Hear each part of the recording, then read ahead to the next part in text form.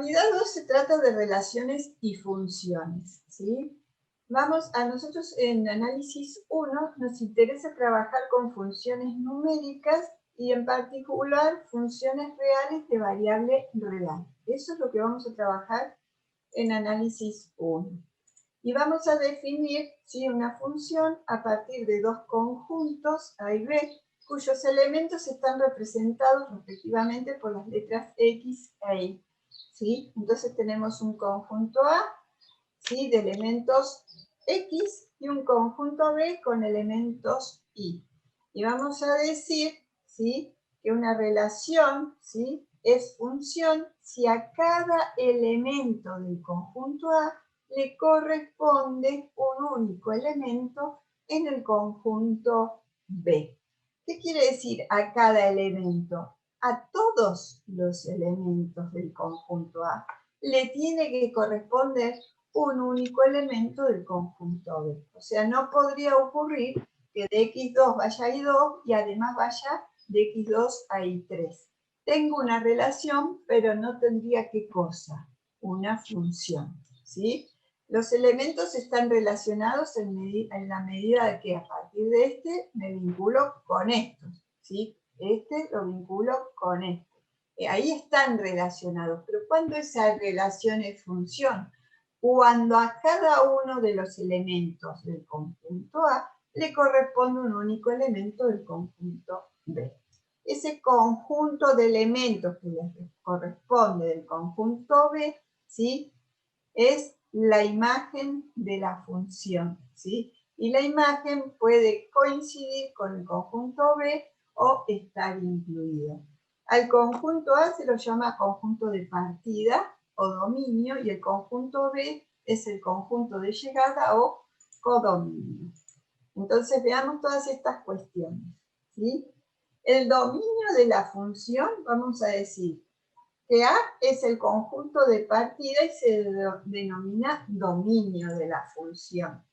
Está representado mediante las letras X, ¿sí? Es el símbolo que representa un número cualquiera del dominio y se denomina variable independiente. Y definimos el dominio como aquellos valores de la variable independiente para los cuales existe función. ¿Qué quiere decir existe función?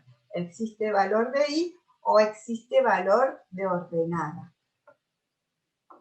Respecto a la imagen, vamos a decir que B es el conjunto de llegada o codominio, y que la imagen puede coincidir o no con ese conjunto de llegada o codominio, ¿sí? Entonces, la imagen, ¿qué decimos? Que puede estar incluida o coincidir con el conjunto de llegada o codominio o conjunto B. Y va a ser el símbolo con el cual representamos el número que se obtiene a través de la regla que define la función. Y se lo denomina, ahí se lo denomina variable dependiente. Y vamos a decir que entonces la imagen de la función es el conjunto de todos los valores posibles de la función conforme X varía en el dominio. ¿Sí? Siempre que digo valores de la función, me refiero a qué? A valores de Y o, de otra forma, valores de ordenada.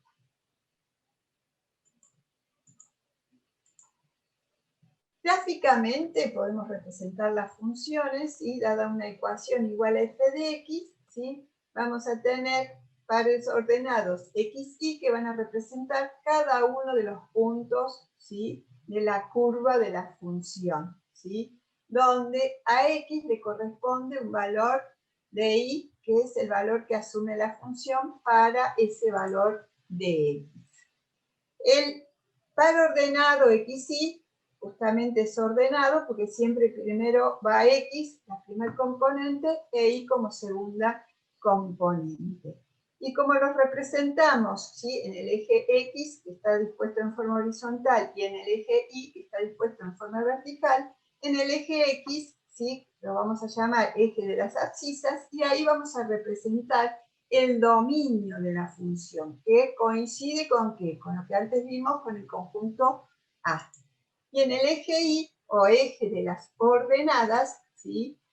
Coincide, o sea, corresponde al conjunto que antes vimos como conjunto B, que es el conjunto de llegada o codominio, y la imagen la vamos a mirar, ¿sí? Sobre y va a poder coincidir o no con el conjunto B, conjunto de llegada, o eventualmente con todos los valores reales, ¿sí?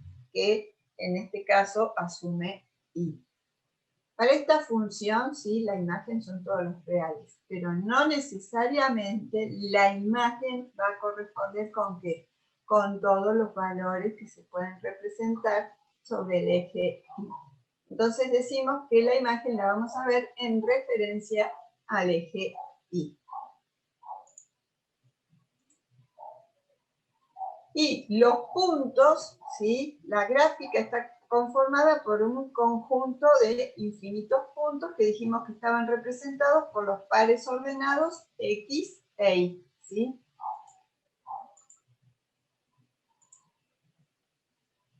Vamos a decir que podemos definir a la función, ¿sí? Al dominio y a la imagen, ¿sí? Simbólicamente. ¿Cómo va a ser eso? La definición de función, ¿sí? Cumple con dos condiciones. Una es la condición de existencia y la otra es la condición de unicidad. ¿Qué dice la condición de existencia? Que para todos los X que pertenecen al conjunto A,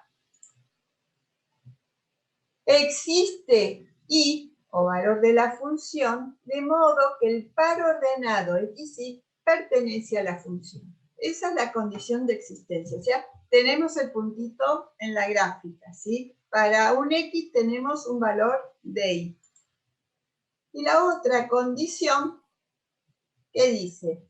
Que para todo par ordenado XY que pertenece a la función, y para todo par ordenado XZ que pertenece a la función, fíjense que en la primer componente las dos veces dice X, ¿sí? ¿Qué es lo que va a ocurrir? Y tiene que ser igual a Z. Acuérdense que de un X se puede ir a ¿dónde? Un único valor de Y, ¿sí? No puedo ir de un X a dos valores distintos, a un valor de Y y a un valor de Z, como está planteando acá. Por eso, ¿sí? Pasa que los dos pares ordenados pertenecen, ¿qué quiere decir? Que Y es igual a Z. Esa es la condición de unicidad. Además, el dominio coincide con el conjunto A y la imagen de la función, vamos a decir que es igual a Y, donde Y pertenece al conjunto B y existe el X que pertenece a A, de modo que el par ordenado pertenece a la función. ¿Sí? Eso simbólicamente. Además, la idea esta de función, su concepto, ¿sí? Tiene un uso muy importante, porque las funciones se utilizan para modelar situaciones problemáticas, ¿sí? Un modelo matemático que es una representación algebraica y o gráfica de una situación de la realidad. Entonces, a través de las funciones, modelamos situaciones de la realidad. Entonces, nos permite conocer una función, cómo varía una magnitud en relación a la variación de otra magnitud. O sea, cómo varía la variable dependiente, ¿sí? O función en relación a la variable, a la variación de la variable independiente. Por ejemplo, la variación de las ganancias si varía el precio del producto, o la variación de los televidentes de un programa según el horario en que se televisa, o la variación de las estaturas de las personas según la edad. O podría ser la variación del área de un círculo si varía el radio, ¿sí? Como ejemplos de variación. O sea, cómo varía una magnitud en relación a la variación de la otra, ¿sí? Es cómo varía la función ¿sí? El valor de I o el valor de ordenada en función de la variación de la variable independiente, que como modelan situaciones de la realidad siempre tiene que ver con alguna situación concreta.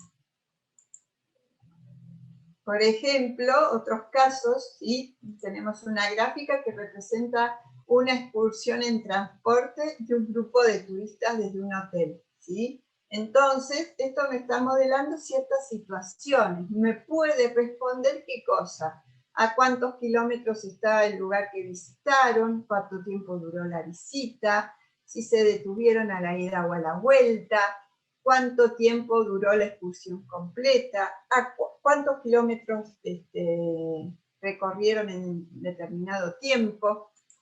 Otro caso podría ser como el de la gráfica esta que representa una función que muestra, ¿sí?, la concentración de una droga de medicamento. Entonces muestra cómo varía la concentración de la droga de ese medicamento en el cuerpo de una persona a través del tiempo.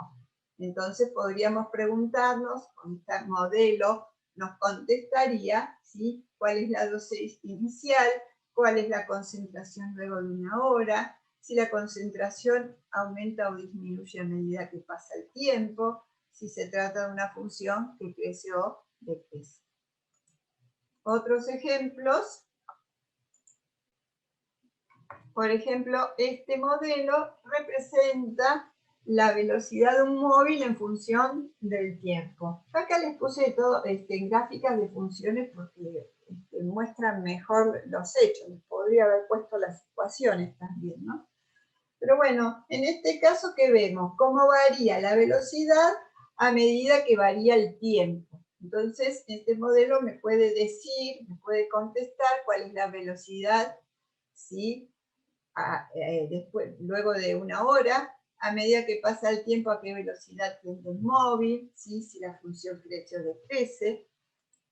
Y otro caso, ¿sí?, como este, que se está modelando la trayectoria de una pelota. Entonces podría contestar a través de esta representación cuál es la altura máxima que alcanza la pelota y en qué tiempo ocurre, cuándo decrece y cuándo decrece, o sea, en qué intervalos, ¿sí? Cuál es la altura que alcanza la pelota en distintos tiempos, cuánto tiempo la pelota permanece en el aire, ¿sí? Entre otras cosas que tal vez podríamos preguntarnos. Entonces acá veo cómo varía la altura en la medida que varía el tiempo.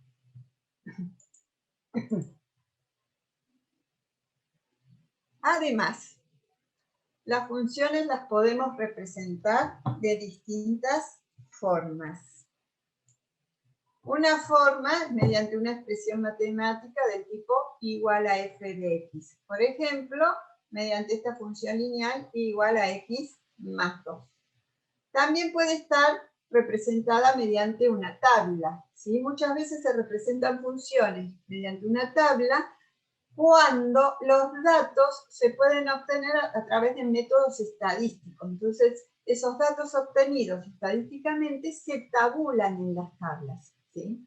Y entonces representan una función, o sea, cumple con la definición de función, entonces se trata de una función que está representada en una tabla.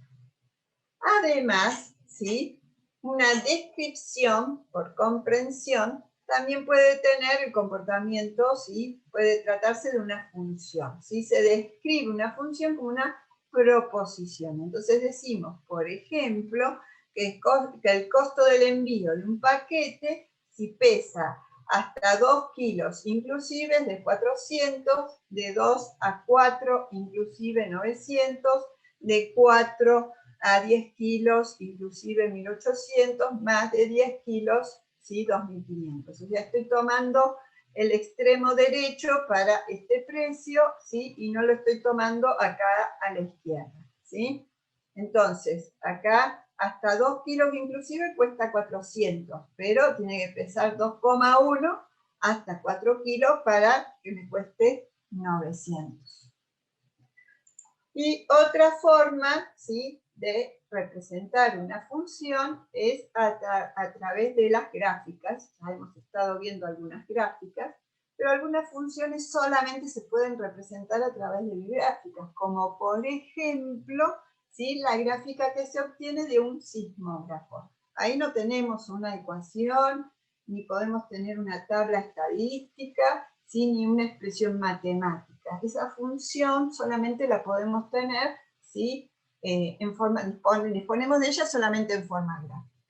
Pero bueno, hay otras funciones que se pueden expresar de distintas formas. Nosotros particularmente vamos a trabajar con ¿qué? Con las ecuaciones, y a partir de las ecuaciones vamos a ver mediante un análisis, encontrar las gráficas de esas funciones, ¿sí? Eventualmente es útil para las funciones básicas, ¿sí?, dada la gráfica, poder deducir la ecuación, porque eso nos lleva a un conocimiento más conceptual y un poco más profundo del tema. Las funciones las podemos clasificar como algebraicas y trascendentes. Dentro de las algebraicas tenemos las racionales y las irracionales, y dentro de las racionales las polinómicas y las fraccionales. Como casos de funciones polinómicas tenemos la lineal, la cuadrática, la cúbica y de orden superior. Como ejemplo de la función lineal, que está representada por un polinomio de grado 1, tenemos y igual a x más b. Por un polinomio 2 está representada la cuadrática, por un polinomio de grado 3 la cúbica, por un polinomio grado 4, ¿sí?, la función de grado 4, y superior, ¿sí?, tendremos funciones polinómicas representadas por polinomios de grado n. Como ejemplo de las funciones fraccionarias, podemos decir, así en forma muy genérica, que se trata del cociente de dos polinomios, ¿sí?, donde el polinomio denominador no tiene que ser el polinomio nulo. Como funciones irracionales básicas, podemos mencionar la raíz enésima de x cuando n es impar, o sea, el índice impar y el radicando es positivo o negativo, y la raíz enésima de x cuando n es par y el radicando es positivo, cuyo caso hay que elegir una de las ramas para que se trate de una función. Y además, como funciones trascendentes, tenemos las funciones exponenciales, logarítmicas, trigonométricas y muchas otras más. Todo lo que no es algebraico como funciones es trascendente, así que dentro de este grupo hay muchas funciones. En particular nombramos estas porque son las que vamos a analizar, ¿sí? También hay una serie de funciones particulares que pueden acá caer alguna de ellas, ¿sí?, que también verán en el práctico. Entonces, como ejemplo básico de función exponencial tenemos y igual a la x, a tiene que ser positivo y distinto de 1. Para la logarítmica, lo mismo, ¿sí?, la base tiene que ser positiva y distinto de 1, esta como función básica. Como funciones trigonométricas, ¿sí?, por ejemplo, tenemos el seno de x, coseno de x, tangente de x y tantas otras funciones trigonométricas. Todo esto que les acabo de nombrar como funciones básicas, pero después cada una de estas funciones tiene variaciones y además se pueden combinar unas con otras. O sea que se pueden combinar sumándolas, restándolas, multiplicándolas, dividiéndolas, componiéndolas, ¿sí? Tenemos un mundo de funciones. Es importante conocer las funciones básicas porque después nos ayudan a pensar sobre otras funciones y también nos ayudan a pensar sobre el cálculo, cuando calculemos límites, cuando analicemos ciertas cuestiones en las funciones, ¿sí?, cuando pasemos al análisis de variación de funciones, vamos a necesitar todas las ideas de las funciones básicas para poder sacar conclusiones sobre funciones que no son básicas. Entonces es importante hacer un repaso de esas funciones. Yo acá les puse del libro de Stewart, ¿sí?, que pueden hacer un repaso teniendo en cuenta estas páginas. Entonces, por un lado, para repasar, tienen acá, ¿sí?, esta unidad del libro de Stewart, que está dedicada a funciones. Yo ahí les apunté ciertas páginas para concentrarnos en en las funciones según el cuadro que les di de la clasificación. Y además tienen en el aula virtual, ¿sí?, una propuesta para trabajar con GeoGebra para repasar las funciones básicas. Si esto lo hacen en el práctico, no es necesario que lo hagan acá también, o lo pueden complementar. En GeoGebra lo pueden descargar, ¿sí?, de esta página. Tendrían que descargar el módulo de geometría, pueden descargar en el celular desde el App Store o desde el Google Play, ¿sí? En la compu pueden descargar esta versión, la clásica 5 o la clásica 6. La clásica 6 es más, me parece que es más amena, ¿sí? Y si entran, esta sería la página principal, la otra era la de descargas, ¿sí? También pueden usar directamente, acá iniciando calculadora, poniendo calculadora, en realidad geometría, ¿sí?, es lo que más vamos a usar en análisis, pueden usar la calculadora o el GeoGebra en línea. Si pongo acá iniciar calculadora, ves que acá te muestra la calculadora, es como más amena, ¿sí? En cambio el otro que te muestra una barra de entrada donde vos tenés que escribir todo. Entonces el clásico 6 te muestra esto y el clásico 5 no.